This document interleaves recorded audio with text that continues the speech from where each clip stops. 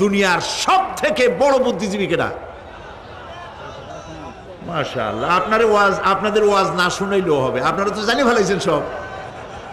সব থেকে বড় বুদ্ধিজীবীর নাম হলো শয়তান, আর সব থেকে বড় জ্ঞানীর নাম হযরত আদম আলাইহিস সালাম।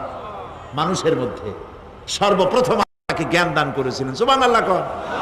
আল্লাহ পাক কোরআনের মধ্যে কোথাও বলেন নাই যে আমি বুদ্ধি দিছি। আল্লাহ পাক বলেছেন ওয়া আল্লামা আদামাল আসমাআ কুল্লাহা, আমি আদমকে সমস্ত জিনিসের জ্ঞান দিয়েছি, নামগুলা শিখাইছি। সুবহানাল্লাহ। ওয়ালাকাদ আতাইনা লুকমানাল হিকমা, আমি লোকমানকে জ্ঞান দান করেছি। ওয়ালাকাদ আতাইনা দাউদা ওয়া সুলাইমানা ইলমা, আমি দাউদ আর সুলাইমানকে কি দিছি? বুদ্ধি দিছি। কি দিছি? জ্ঞান দান করেছি। ইব্রাহিম আলাইহিস সালাম বলেছেন, হে আমার আব্বা, হে আমার পিতা, আমার কাছে এমন জ্ঞান এসছে